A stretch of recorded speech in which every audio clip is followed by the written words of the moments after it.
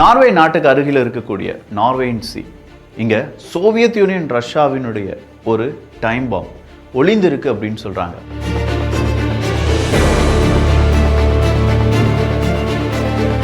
கிட்டத்தட்ட கடலுக்கு அடியில் 1.7 கிலோமீட்டருக்குள்ள ஒரு அணு ஆயுதம் நிறைந்த ஒரு பெட்டகம், அப்படி இல்லைனா ஒரு நீர்மூழ்கி கப்பல் அதனுடைய ஆயுசை இழந்து வருகிறது.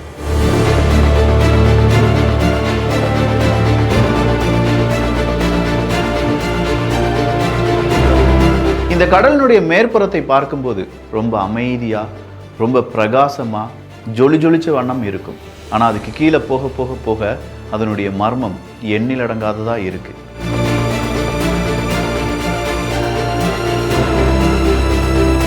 சோவியத் யூனியன் ரஷ்யா அவங்களுடைய நீர்மூழ்கி கப்பலை ஏன் ஒரு 1.7 கிலோமீட்டர் ஆழத்திலிருந்து இன்னும் எடுக்க முடியாம இருக்காங்க?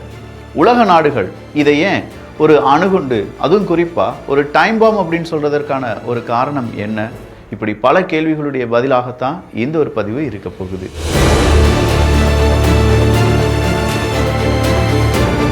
அன்பு தமிழஞ்சங்களுக்கு தமிழ் பொக்கிஷத்தின் வணக்கங்கள்.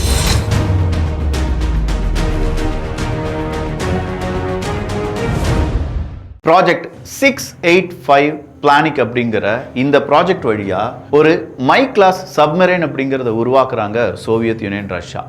இந்த மை கிளாஸ் சப்மரைன் அப்படின்னு சொல்லும்போது இந்த கிளாஸ் சப்மரைன்ல ஏகப்பட்ட கப்பலை உருவாக்கி இருந்தாங்களா அப்படின்னு கேட்டா இல்ல, இந்த ஒரே ஒரு கப்பலை தான் உருவாக்குனாங்க. இந்த கப்பலை தான் காம்சமெலேட்ஸ் அப்படின்னு சொல்லுவோம். K278 காம்சலேட்ஸ். இந்த K278 அப்படிங்கிற கப்பலை ஏன் சோவியத் யூனியன் ரஷ்யா தயாரிக்கிறாங்க தெரியுமா?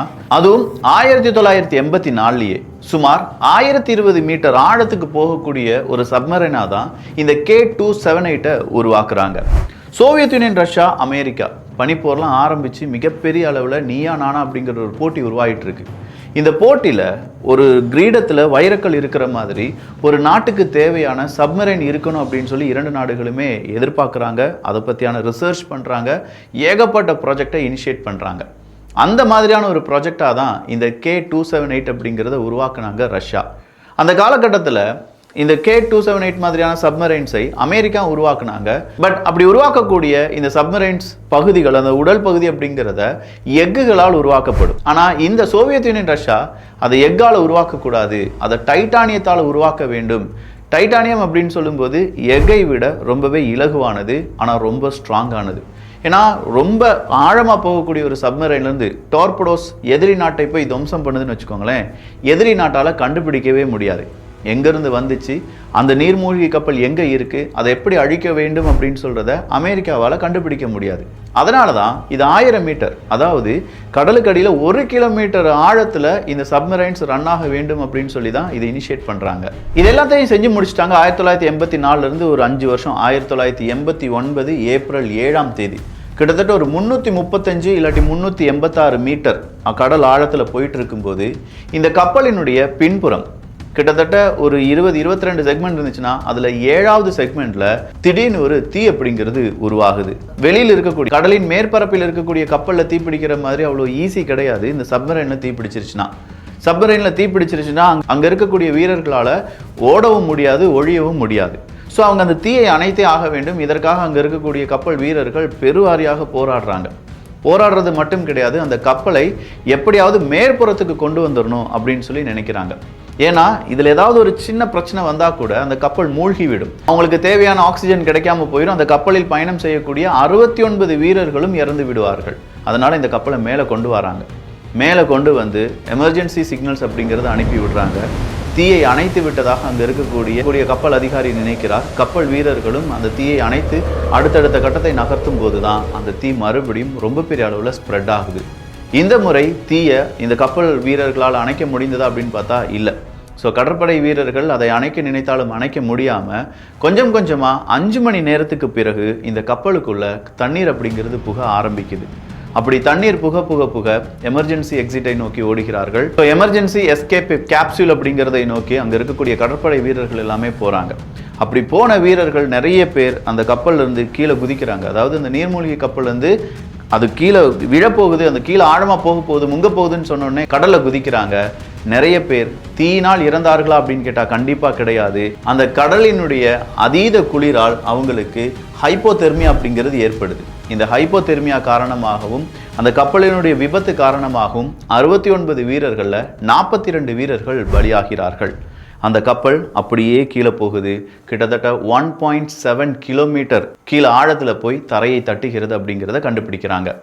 ஸோ இந்த தரையை தட்டிருச்சு அப்படின்னு சொல்லும்போது கீழே போக போக அழுத்தம் அப்படிங்கிறது அதிகமாகிட்டே இருக்குங்கிறது நமக்கு நல்லாவே தெரியும். நேராக இது தரையை தட்டும்போது அதனுடைய டார்படோஸ் அந்த ரீஜன் எங்கே இருக்கோ அந்த இடம் தான் ரொம்ப ஸ்ட்ராங்காக ஹிட் ஆகுது. ஸோ ஒரு விஷயம் அவங்களுக்கு புரியுது, இது சாதாரண கப்பல் கிடையாது. சோவியத் யூனியன் ரஷ்யா ஒரு எமர்ஜென்சி எக்ஸிட் அப்படிங்கிறத பிளான் பண்ணுறாங்க. பட் சோவியத் யூனியன் ரஷ்யாவால் அந்த எமர்ஜென்சி பிளானால் அந்த கப்பலை எடுக்க முடியுமான்னு கேட்டால் முடியாது அப்படிங்கிற ஒரு ரிப்போர்ட் வெளியாகுது. சாதாரணமாக இது ஒரு சப்மரைன் விபத்து அப்படிங்கிறது மட்டும்தான் நமக்கு தெரியுது. ஆனால் சோவியத் யூனியன் ரஷ்யாவுக்கு வேர்க்குது. காரணம், அதில் இருந்தது அணு உலை.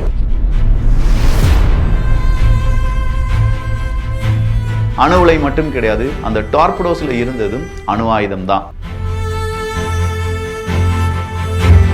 அப்போ இது இரண்டுமே ஒரு கட்டத்துக்கு மேலே அந்த கப்பலை மட்டும் கிடையாது, என்டையர் கடலை பெரிய அளவில் கதிரியக்க தன்மை இருக்கக்கூடியதாக மாற்றும் அப்படிங்கிறது சோவியத் யூனியன் ரஷ்யாவுக்கு தெரியும். இதை நிறைய ரிசர்ச் பண்ணுறாங்க. ஏகப்பட்ட இடத்துலேருந்து பல விஞ்ஞானிகள் வரவழைக்கப்பட்டு எல்லார்ட்டையுமே ஒரே ஒரு கேள்வி கேட்கப்படுகிறது, 1.7 கிலோமீட்டர் ஆழத்தில் இருக்கக்கூடிய இந்த கப்பலை எப்படியாவது மேலெடுத்து விடலாமா அப்படிங்கிறது தான். பட் எல்லாரும் சொன்ன ஒரே ஒரு பதில், கூடவே கூடாது என்பது. 1680 மீட்டர் ஆழத்தில் இருக்கக்கூடிய இந்த காம்சோமிலேட் அப்படி இல்லைன்னா K278 அப்படிங்கிற இந்த கப்பல் கொஞ்சம் கொஞ்சமாக துருப்பிடிக்க ஆரம்பிக்கிறது அப்படிங்கிறது அடுத்ததாக வரக்கூடிய சிக்கல்.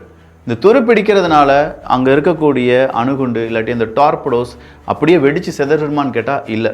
பொதுவாக இந்த டார்படோஸ்லாம் இல்லாட்டி இந்த அணுகுண்டுகள் அப்படின்னு சொல்லும்போது அதில் நிறைய லேயர்ஸ் இருக்கும்.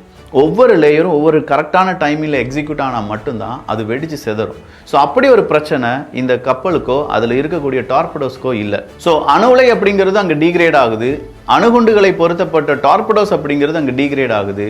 அந்த டார்படோஸில் இருக்கிறது என்ன அப்படின்னு பார்த்தீங்கன்னா புளூட்டோனியம். கிட்டத்தட்ட 4 கிலோ புளூட்டோனியம் அந்த அணு ஆயுதங்களில் இருப்பதற்கான வாய்ப்புகள் இருக்குது அப்படிங்கிற உண்மையை வெளியில் விடுறாங்க.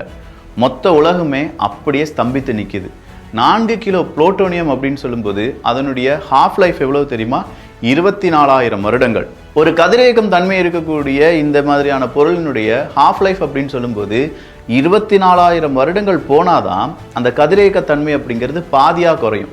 அதனால தான் புளூட்டோனியம் அப்படிங்கிறது மனித வாழ்வில் எப்படி வெளியேறினாலும் அது ரொம்ப பெரிய அளவில் டேஞ்சர் அப்படிங்கிறத விஞ்ஞானிகள் கூறுவார்கள். ஸோ இந்த புளூட்டோனியத்தை நம்ம எடுத்து பார்த்தோம்னா புளூட்டோனியம் 239 அப்படிங்கிற ஐசோடோப் இதனுடைய ஹாஃப் லைஃப் தான் நான் சொன்னேன் 24,000 வருடங்கள் அப்படின்னு சொல்லி. இந்த புளூட்டோனியம் மனிதர்களின் கால அளவில் பார்த்தால் நிரந்தரமான ஆபத்து, பெர்மனன்ட் டேஞ்சர் அப்படின்னு சொல்லி அதுக்கு முத்திரை குத்திடலாம். OK650 அப்படிங்கிற ஒரு அணு உலையும் மீதம் இருக்கும் அந்த டார்படோஸ் அப்படின்னு சொல்லும்போது கொஞ்சம் கொஞ்சமாக இதிலிருந்து இந்த துருப்பிடிக்கிறதுனால அந்த லீக் ஆகக்கூடிய இந்த ஃபியூல், அதாவது இந்த புளூட்டோனியம் அப்படின்னு சொல்கிறது கடலில் கலந்து அது கடலில் இருக்கக்கூடிய சிறு உயிரினங்களை உட்கிரகித்து அந்த சிறு உயிரினங்களை தின்னக்கூடிய மீன்கள் வழியாக அந்த மீன்களை சாப்பிடக்கூடிய மனிதர்களுக்கும் கதிரியக்கத்தன்மை அதிகமாயிருமோ, இதனால் மனிதர்களுக்கு மிகப்பெரிய ஆபத்து வந்துடுமோ அப்படிங்கிறது தான் விஞ்ஞானிகளுடைய கூற்று. ஆனால் ஒரு சாரார் இந்த கூற்றை உண்மை என்று சொன்னாலும் இன்னொரு குரூப் என்ன சொல்கிறாங்கன்னா, இல்லை கடலில் நம்ம ஒரு துளி நிறமியை கொண்டு போடுற மாதிரி அதை என்ன செஞ்சிடும், பெரிய அளவில் இம்பாக்டை ஏற்படுத்தாது அப்படின்னு சொல்லி இன்னொரு குரூப் சொல்கிறாங்க. 1990கள்லாம் இந்த காம்சோலைட்ஸை என்ன தெரியுமா அழைப்பாங்க, கடலுக்கு அடியில் இருக்கும் ஒரு டைம் பாம் அப்படின்னு சொல்லி அழைப்பார்கள். 2019 இதை பற்றி மறுபடியும் ஒரு ரிசர்ச் அப்படிங்கிறத நடத்துகிறாங்க. இந்த கப்பலுக்கான ஒரு காற்றோட்டத்துக்கான ஒரு குழாய் இருக்கும் பார்த்தீங்களா, அந்த குழாயிலிருந்து கொஞ்சம் தண்ணீர் அப்படிங்கிறத எடுத்து அதை சோதிச்சு பார்க்குறாங்க. அதில் cesium 137 அளவு ஒரு லிட்டருக்கு சுமார் 800 BQ அப்படிங்கிற அளவில் இருக்குது. அதாவது அந்த பகுதியில் இயல்பாக இருக்க வேண்டிய அளவை விட 8 லட்சம் மடங்கு அதிகமாக இருக்கு அப்படின்னு சொல்லி விஞ்ஞானிகள் கண்டுபிடிக்கிறாங்க.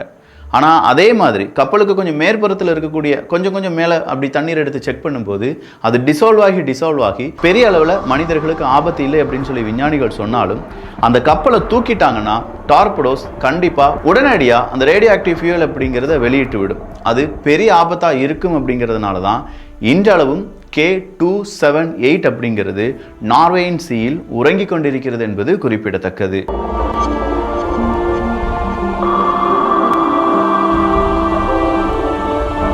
இதை சரி பண்றதற்கு விஞ்ஞானிகள் எதுவுமே செய்யலைன்னா செஞ்சாங்க. 1995 1996 காலகட்டத்தில் டார்படோஸ் டியூப் இருக்கு பார்த்தீங்களா, அந்த டியூபுக்கு மேலே சீலண்டை பயன்படுத்தினாங்க. கடல் நீர் அணு ஆயுதங்களுக்குள் செல்வதை தாமதப்படுத்துவதற்காகவும் ரேடியோ ஆக்டிவ் மெட்டீரியல் அப்படிங்கிறது வெளியில் வராமல் இருப்பதற்காகவும் இந்த ஒரு சீலண்ட் அப்படிங்கிறது பயன்படுத்தப்பட்டு இருந்தாலும் காலப்போக்கில் இது என்ன செய்ய ஆரம்பிக்குது அப்படின்னா மறுபடியும் கொஞ்சம் கொஞ்சமாக அரித்தலுக்கு உட்பட்டு அது அதனுடைய செயல்திறனை இழக்க ஆரம்பிக்கிறது. 1990களில் செய்யப்பட்ட இந்த ஒரு ப்ராசஸ் 20லேருந்து 30 வருஷம் தான் தாங்கும் அப்படின்னு சொல்லிட்டாங்க. 30 ஆண்டுகள் கடந்த பிறகும் மீண்டும் அந்த கப்பலை பற்றியான கேள்விகளும் அந்த கப்பலிலிருந்து வெளியேறும் ரேடியேஷன் அப்படிங்கிறத பற்றியும் விஞ்ஞானிகள் கவலை கொள்கிறார்கள். ஸோ அமெரிக்க வரலாற்றில் மட்டும் கிடையாது, உலக வரலாற்றில், சோவியத் யூனியனுடைய வரலாற்றில் இந்த K278க்கு தனியான ஒரு இடம் இருக்கு. இப்போதும் நார்வேயினுடைய கடலுக்கடியில் இருக்கக்கூடிய ஒரு டைம் பாம் தான் இந்த K278.